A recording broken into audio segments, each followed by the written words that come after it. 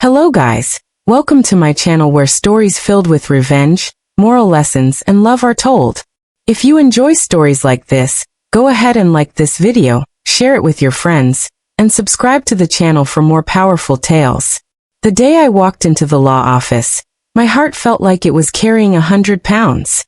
The smell of polished wood and the low hum of the air conditioner only amplified the quiet tension. Mr. Sullivan, my grandparents' trusted attorney, greeted me with that gentle, fatherly smile he'd always had, but I could see the sorrow in his eyes. My grandparents, Margaret and Charles Whitmore, were killed instantly in a car accident just a week before. I hadn't even begun to process the grief, and now here I was, about to hear the reading of their will. I was 27, a kindergarten teacher barely scraping by in a modest apartment in the heart of the city. And yet, these two people, my rock, my safe haven, had left me a legacy I could never have imagined. When Mr. Sullivan cleared his throat, I braced myself. My estranged parents, Victor and Lorraine, sat stiffly across the room. My older brother, Dean, was leaning back in his chair with a smirk I'd known since childhood, the kind that said he believed he was about to win. We hadn't been a family for years. After my parents split when I was 8, I was shuffled between them like unwanted mail, until my grandparents took me in. They raised me in a cozy, 2-story home with flower beds out front, and the smell of fresh bread always drifting from the kitchen. They were wealthy, but they never flaunted it. To them, money was a tool, not a trophy. Mr. Sullivan began to read.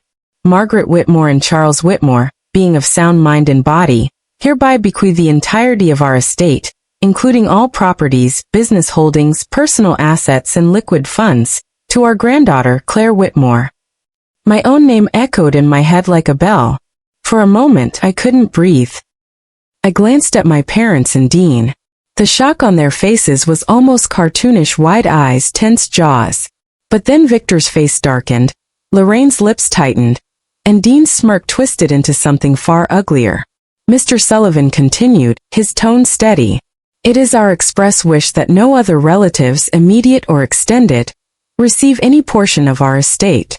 This decision is based on years of documented behavior, neglect, and disregard for our family values. At that, Victor let out a bitter laugh. Lorraine crossed her arms, and Dean muttered something under his breath that I couldn't quite catch, but the venom in his tone was clear. I felt heat creeping up my neck. My grandparents had always been protective, but I didn't realize they had gone this far to shield me. The reading ended in tense silence. I clutched my handbag tighter, willing myself to keep my composure. Victor broke the quiet first. You think you deserve all that money? You're just a spoiled little girl who got lucky because two old fools didn't know what they were doing. His words were like acid, burning into me. Lorraine joined in, her voice sharp.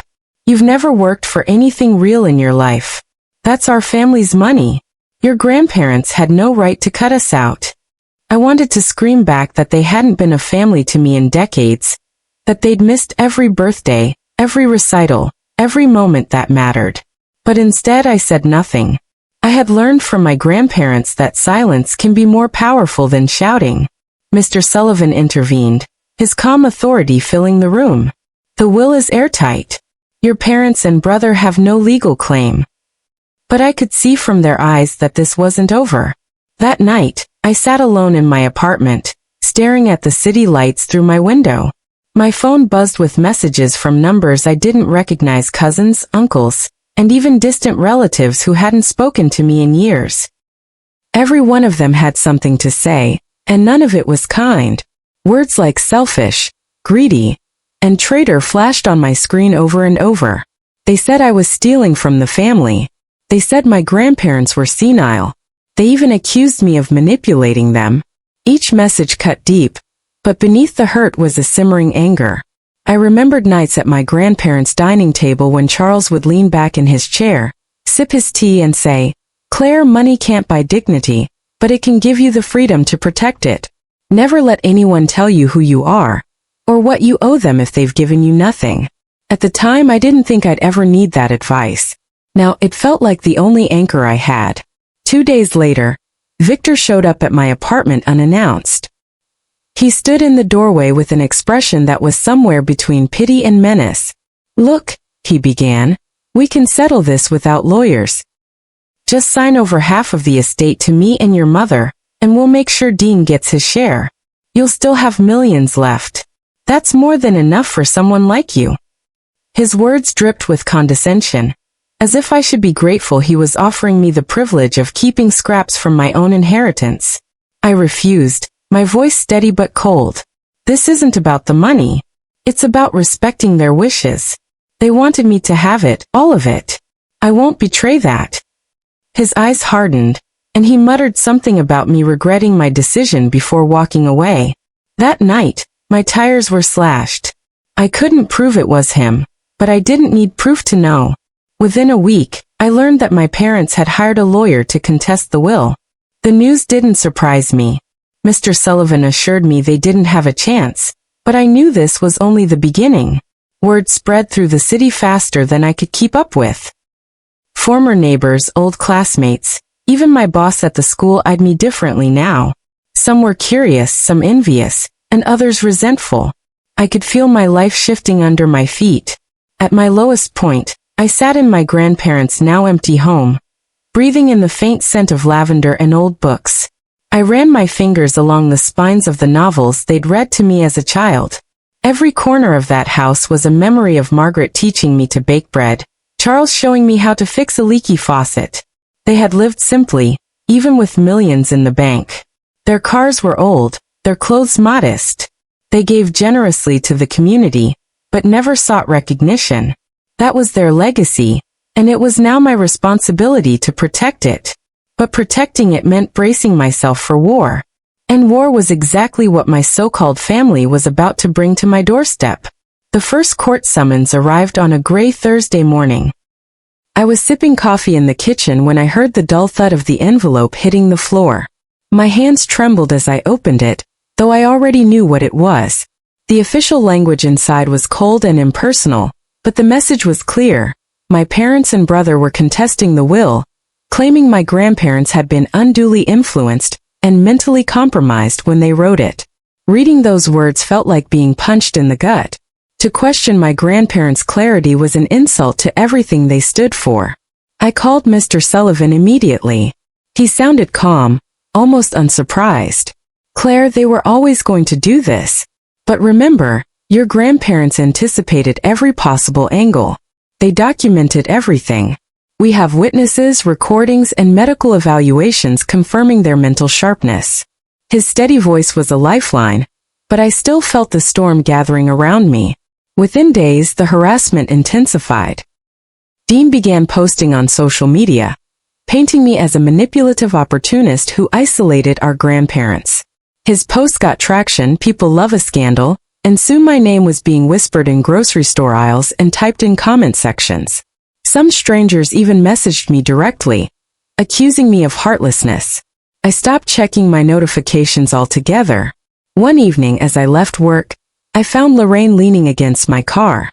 She wore her signature red lipstick, the same one she used when she wanted to project confidence and control. "We can still end this without dragging our family name through the mud," she said smoothly, as if she hadn't ignored me for most of my childhood. "Give us what's fair, and you won't have to face the embarrassment of a public trial." I stared at her for a moment, feeling the old ache of a child yearning for her mother's love. But that ache had long since hardened into something else to resolve. "Fair?" I asked. "Was it fair when you and Dad left me for months at a time? When you couldn't even be bothered to show up for my graduation? My grandparents were my family, not you. And I'm not giving you a cent." Her smile faltered, and in its place came a look of pure disdain. "You'll regret this," she hissed, before stalking off into the dark. Mr. Sullivan suggested I stay somewhere safe for a while. The Whitmore home was under renovation for security upgrades, so I moved into a small apartment owned by one of my grandparents' oldest friends, Eleanor Bishop. Eleanor had been like an aunt to me growing up, and her warmth reminded me I wasn't alone. She introduced me to a circle of my grandparents' friends, retired business partners, former employees, and neighbors, each of whom had their own stories about the Whitmore's kindness. They told me how my grandparents had paid off medical bills, funded college tuition, and helped struggling families without ever asking for recognition. These stories lit a fire in me. I wasn't just defending an inheritance. I was defending their legacy. The court hearings began in late spring. My parents arrived in expensive suits, their lawyer armed with a stack of affidavits from distant relatives willing to say anything for a slice of the pie. But Mr. Sullivan came prepared. He presented video recordings of my grandparents discussing their will, explaining in detail why they were leaving everything to me. They spoke clearly, their eyes bright, recounting years of neglect from my parents and brother. The footage was damning. Even the judge seemed taken aback by their frankness. Still, the other side fought dirty. They dredged up my past student loans, a brief period of depression after college, even a relationship that ended badly. Their lawyer implied that I was too emotionally unstable to handle the estate responsibly. I felt my cheeks burn in the courtroom, but I kept my gaze steady. Every time I wanted to speak out, I thought of Charles's voice in my head. They'll try to make you small so they can take what's yours. Don't let them. Between court dates, the intimidation didn't stop. Anonymous letters slid under my door. A rock shattered the window of Eleanor's apartment one night. Police reports were filed, but no one was caught. I began moving through the city like a shadow, hood up, head down, always looking over my shoulder. Yet the more they pushed, the more determined I became. Then came the day we unveiled the journals. Margaret had kept a meticulous diary for decades, and in her final years, she and Charles had written detailed accounts of their interactions with family members. Each entry was dated and signed with receipts, letters, and even photographs attached. They chronicled moments like Lorraine refusing to visit Margaret in the hospital, Victor demanding money to invest in shady ventures, Dean stealing from their safe. It was a devastating portrait of neglect and entitlement. When the judge read through excerpts, I saw the color drain from my parents' faces. As the trial stretched on, I began working quietly with Eleanor and a few of my grandparents' former business associates.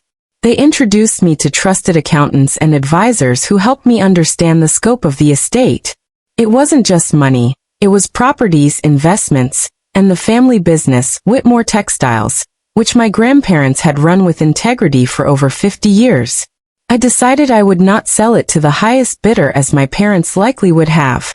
Instead, I began exploring ways to expand it ethically, honoring the employees who had been loyal for decades. The final weeks of the trial were brutal.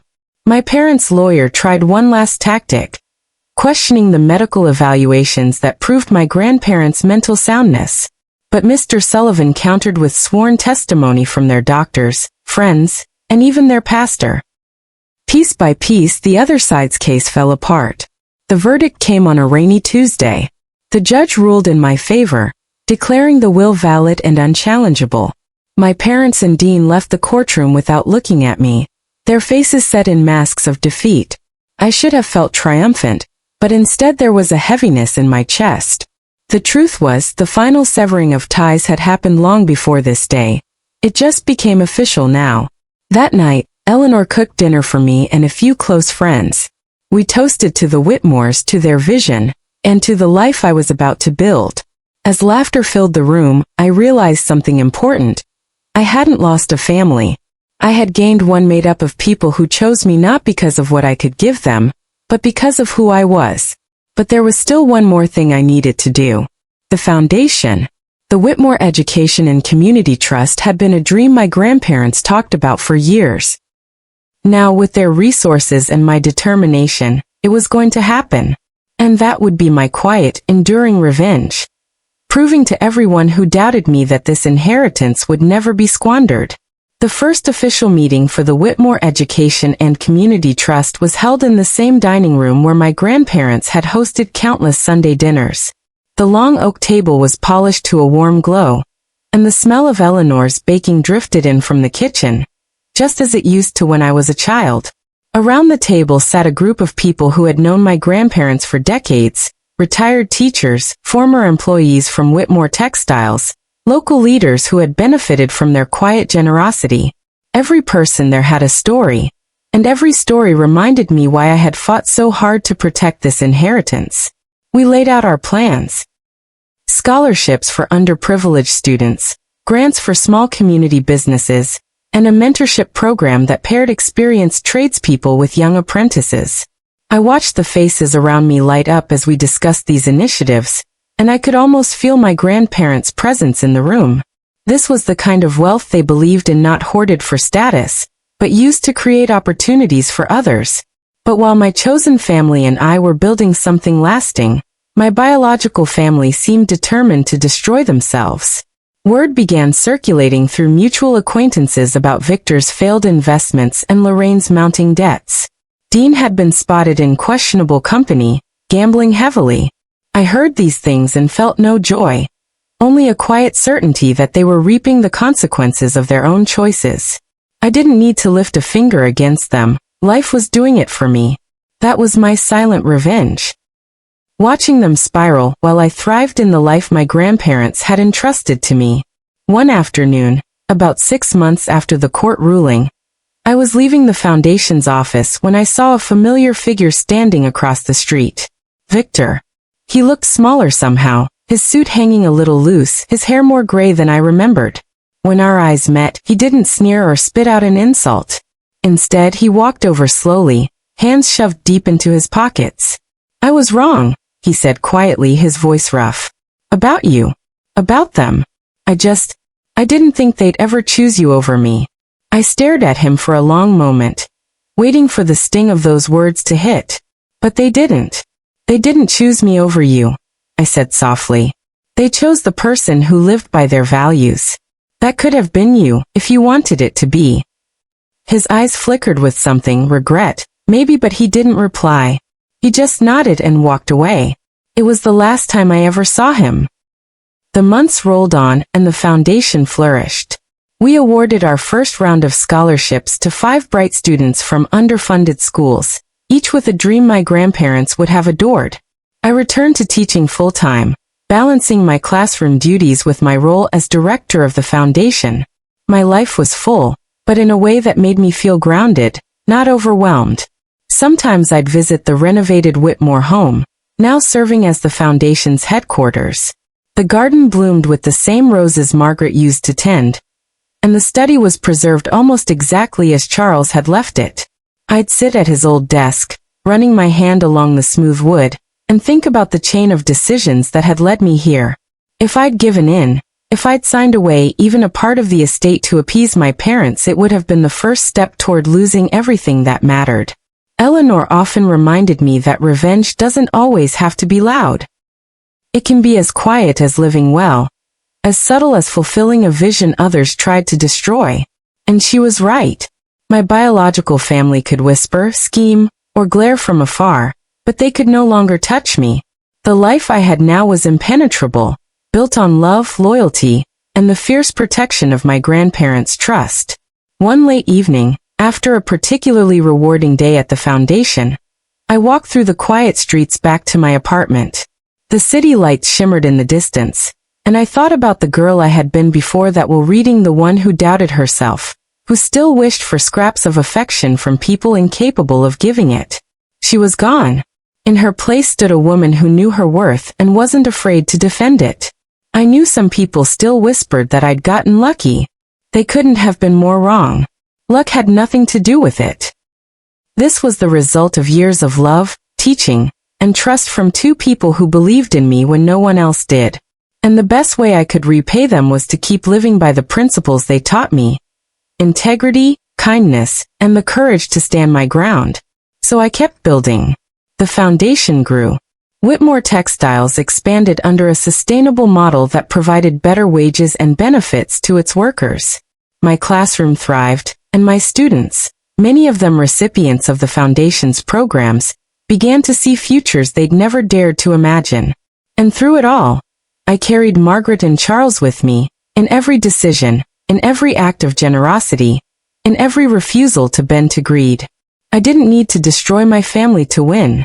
I just needed to live the life my grandparents had prepared me for. And that life was its own victory. Moral lesson. True wealth isn't measured in dollars, but in the legacy you leave behind. Standing firm against greed, even when it costs you relationships, protects not just your inheritance but your dignity. Love and loyalty from a chosen family will always outweigh the entitlement of those who only see you as a means to an end. When you live by the values of those who believed in you, you win not through vengeance, but through the quiet, undeniable power of thriving. If you enjoyed this story, don't forget to like this video, share it with your friends, and subscribe to the channel for more stories filled with revenge, moral lessons, and love. And drop a comment below. What would you have done in my place?